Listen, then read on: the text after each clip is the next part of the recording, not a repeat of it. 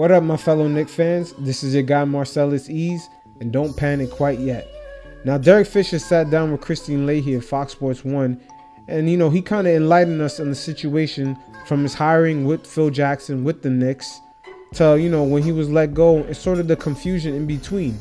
It seems like him and Phil Jackson lacked communication, and affected the Knicks from top down, from the executive level all the way down to the player level. Now, even from the moment Derek Fisher was hired, it seems like there was a lack of communication from the start. One, I wasn't smart enough to ask the right questions going into taking and accepting the job. What are you going to expect from me? Do I have to run the triangle? If I don't want to run the triangle, is that going to be a problem for you? Those are things that I wasn't prepared to do coming straight from being a player. Steve Kerr was prepared to do that, which is part of probably why he didn't take the job in New York. Yeah. He knew how to ask those questions coming from the place of experience that he had been in Phoenix and just having maybe been out of the game a little longer than I. So I put myself in a tough position to start. Now, it seems like the Knicks were doomed from the jump. I don't understand how Phil Jackson could hire Derek Fisher, but there was no communication as if the triangle offense had to been run, if there was no other option. A lot of players on the team had issues, like Carmelo Anthony and other players. They had issues with running the triangle offense. And it just wasn't the Knicks players. Those players throughout the league, as in during Phil Jackson's era, the Knicks, even though they didn't have that much cap space, they were struggling to get free agents. And this kind of communication showed, and eventually trickles down to the team because they don't know who the leader is. I do believe that part of our struggle in New York was, one, Phil and I didn't find a way to communicate effectively that would allow for him to understand my vision and where I saw the team and where I saw us going, but also for me to understand his concerns and what he wanted to continue to see from me or things that were important to him.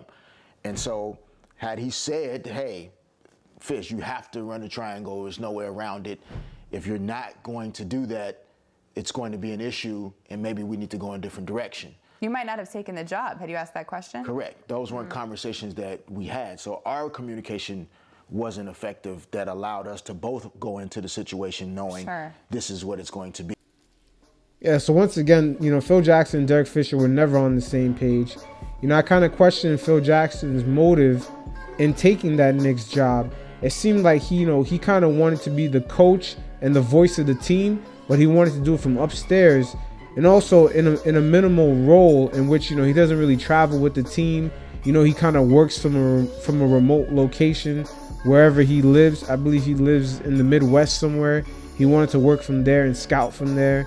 It seems like the way he wanted to run the team, especially the way he wanted to communicate to the team through Derek Fisher, it just wasn't going to work out. And Derek Fisher kind of lets us know this in this interview with Christine Leahy, as I'm going to play the next bite. And then from there, I think that it's always hard, whether it's me, Phil Jackson, Greg Popovich, R.C. Buford, if there isn't alignment in vision and clarity on what we want to do, what system we're running, which players we want to play, etc. But more importantly than that, great leaders hire great people and allow them to lead.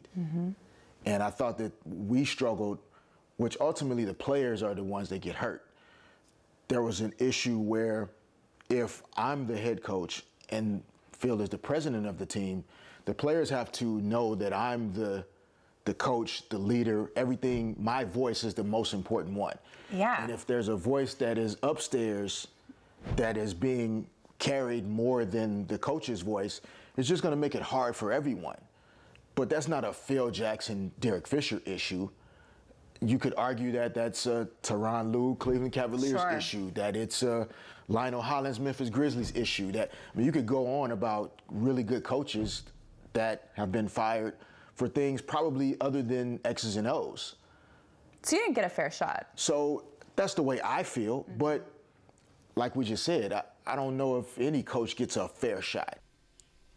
So Derek Fisher feels like, the Knicks, this job in general, it just wasn't really that much fair. It didn't leave him, with much of a fair advantage, especially being a young coach, even in his own voice to the team. You know, for the team to see him as the leader, they just really saw him as the puppet. He was just re-emphasizing the orders that Phill Jackson gave from upstairs. He was sort of like the middleman as far as communication from upstairs to the players. It's reasons like that why the players probably didn't see him as a real leader. It's hard to run a team like that where you're just re-emphasizing communication that's coming from upstairs, so the players don't really know which direction the team is going in. And you know, just overall to run an organization like that, it could be any aspect in life, whether you have your own business or you work at a job where it's just a constant middleman. You don't really have a manager. You kind of have a person that's like a middleman giving you the communication that's coming from someone else. You know, jobs like that never end up working out. And you know, these things trickle from top down. If there's kind of dysfunction from upstairs, it's going to trickle all the way down to the players. And it seems like Phill Jackson kind of gave Derek Fisher this job because he knew him. He interviewed guys he only knew, such as Steve Kerr and Derek Fisher. And you know, Derek Fisher kind of also emphasized this, that he didn't really interview for the job. He kind of got the job off rip because, you know, Phill Jackson has history with him and he can entrust him in the current position. Job, so to speak. And that's kind of what you sign up for. And so if I were to be fortunate enough to get the opportunity again, things that I've learned to do, not to do, etc., what to ask in an interview. I didn't interview for the Knicks job. It was through relationship between Phill and I and the trust he had in me. So I thought that we could do this together. Now I would know going into an interview process what kind of conversation we need to have, the things that they may ask of me and that I need to ask of them to make sure that we're aligned going into this if we decide to work together. Right. This is a very well lesson learned for Derek Fisher. You know, the Knicks right now, Scott Perry and Dave Fizdale, they're actually on the same page. They actually have one vision. The team going forward is definitely in a better position than this era. You know, this interview by Derek Fisher definitely puts a nail in the coffin in the Phill Jackson era. At the time, the Knicks were actually going through a PR nightmare, especially James Dolan. And the Phill Jackson hiring, especially for the amount of money it was, you can tell Phill Jackson did not want that job. But the money was a lot. You know, he actually had full power. He could work from home.